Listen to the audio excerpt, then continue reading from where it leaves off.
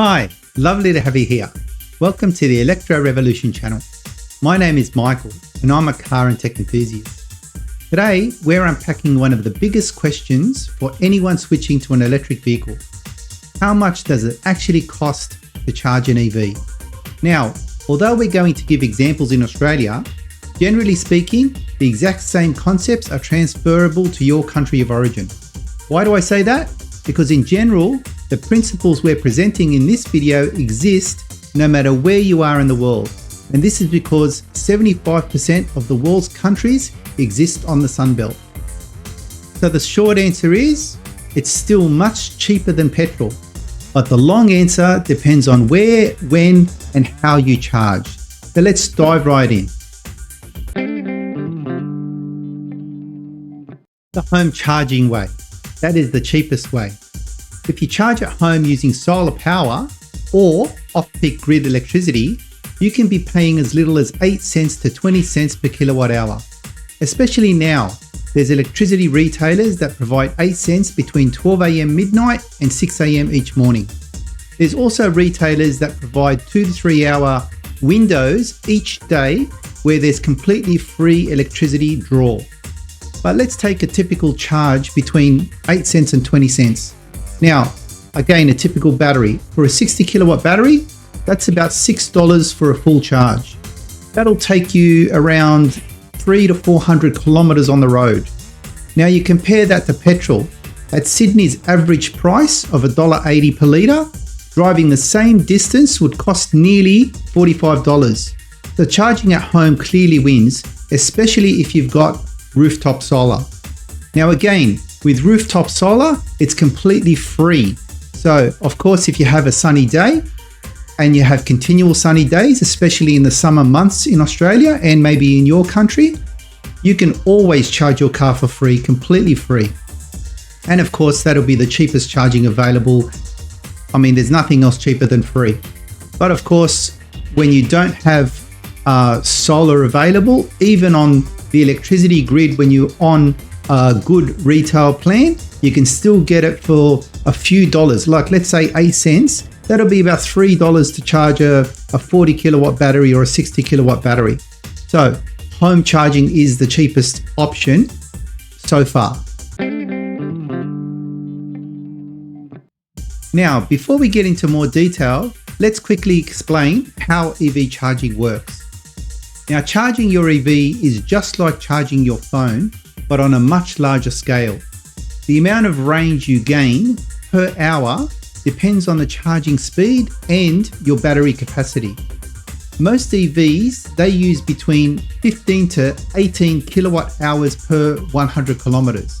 And batteries, they range between vehicles of 40 and 120 kilowatt hours. And that's of course at the higher end. Now there's 3 levels of charging. Let's break it down. Level 1, that's called trickle charging or granny chargers. This is your standard wall plug. It adds 10 to 15 kilometers of range per hour typically, and it's perfect for overnight charging, but it is very, very slow. Now I know when the granny charger came with both of the EVs I have, you know, the bigger the battery, the longer it takes to charge. So you can typically go from 20 hours to 30 hours of charging time on a granny charger. And that's because it charges essentially on a single phase at 1.7 kilowatt typically. And that is extremely slow. But that's your basic GPO outlet, which is the 3-prong plug that you get with your normal home power plug. Now the next level of charging is what's called level 2 charging or top-up charging. Think of these home wall boxes or destination chargers at hotels, shopping centres and council car parks. Now I have released a series of 4 episodes previously titled Free EV Charging for Your EVs. And for this particular item, it was covered in detail in episode 2. If you haven't watched those episodes, I invite you to go watch them as we cover free EV charging options across our great nation. But back to this topic. These types of level 2 chargers, working mostly from fast AC charging, which ranges from 7 kilowatts and tops out at about 22 kilowatts. These add anywhere between 40 to 120 kilometers per hour, and that's a nice middle ground. And now let's talk about the level 3 rapid charging.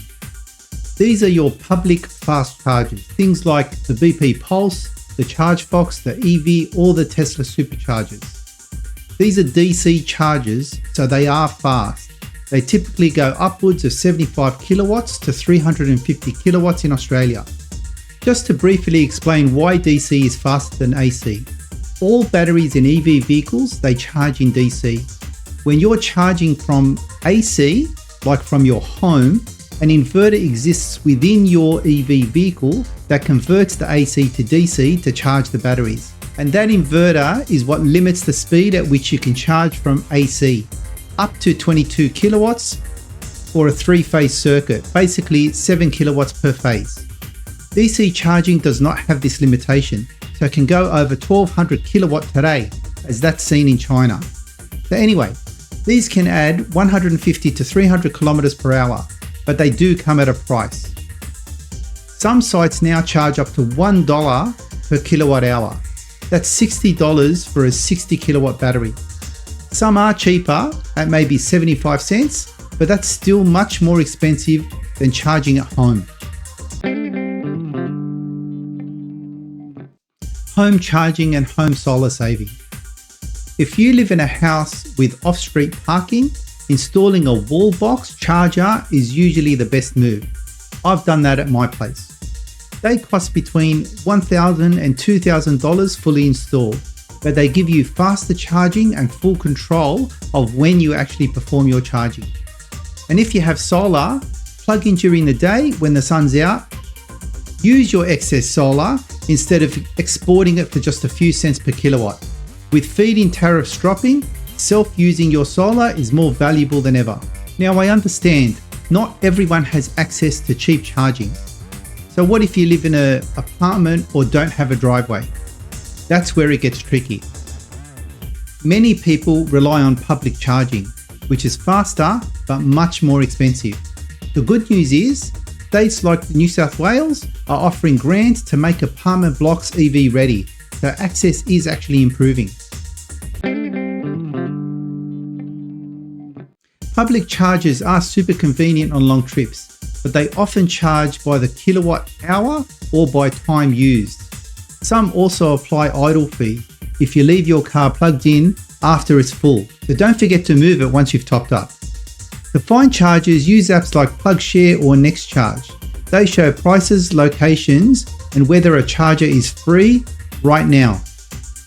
And as I've explained earlier, I have gone through those older episodes I made for the free EV charging, other applications which actually show you the way to find free chargers. And of course, they are public chargers, but not the super fast chargers that you would normally find as DC chargers. Nevertheless, they save you a lot of money. So let's now cover some smart charging tips. So what's the smartest way to save? Here are a few easy strategies. Charge overnight when electricity is cheapest. Schedule charging with a smart charger application. Top up during sunny hours if you have solar. Plan road trips to avoid pricey or busy stations. Now also, if you have a retail plan which covers a 12 AM to 6 AM period of peak charging, like you can get it at 6 cents and 8 cents, I'm on the 8 cents plan. That means for a few dollars you can charge your EV if you need to and you don't have solar, or it could be a cloudy day, or it could be raining that day and you really need to charge your car. You can only charge it for a few dollars at that particular rate. And also remember, charging between 20 and 80% is ideal. It's faster, cheaper and healthier for your battery, especially when you're using public chargers. So now the takeaway of this video. Overall, EVs are much cheaper to run than petrol cars, and the savings get even better when you plan ahead. Home charging is the winner for both cost and convenience, while public charging is great for road trips or quick top-ups. As more Australians go electric, the challenge will be making affordable charging accessible for everyone, not just those with garages or rooftop solar. So my thoughts on this. Now I know for many people, there's a lot that can charge at home, a lot that do have solar. There's some that have hybrid vehicles, so the battery isn't that large that you can charge it pretty quickly. And there's some, of course, with full battery EVs with home charging systems that it can take forever to charge, especially with the granny chargers. There's people like myself that as soon as I got my EV, my first EV, I straight away put in a wall charger and a wall box, and that interfaced with my solar because I had the solar just prior to that, and that interfaced with my solar, so I could then control whether the solar is used or whether the grid is used or whether both are used at the same time, depending on my charging requirements and the driving I needed to do that day. And I know I needed to plan. This is what changed between petrol cars and EV cars. I always had to plan my trip, and I always had to plan my day, and I always had to make sure that there's enough EV charge within the vehicle for the next day of travel. That's something I didn't really have to worry about when I had just an ICE vehicle, because petrol stations are everywhere. I mean, end of the day, yes, you can get cheaper rates with early mornings and later nights, but at the end of the day, if there's any emergency, you can always find a petrol station and drop by. But there's also people that don't have these home charging solutions, don't have solar solutions. And I did cover this in the other videos I displayed earlier, where I have a friend who lives in a unit, doesn't have any home charging capability, and yet charges for free at shopping centers. And of course, they're like open to the public, total free charging. If he needs to charge his battery completely full, he'll usually do that for 2 to 3 hours, watch his YouTube or do some studies or read a book within the car while he does that. But usually 20 to 80%, half-hour charge, 40-minute charge, and he's done. So there are people that need to do that. Now, I would invite you to go watch those, because I covered in 4 episodes, I covered a lot more detail on how this is done. But nevertheless, the bottom line is that EV charging is always cheaper than petrol charging. Now, I will make one more reference to another series I released. I think it was 3 episodes up to Phillip Island in Victoria, 3 episodes back, and then my review on the 7th episode. I also invite you to go watch that.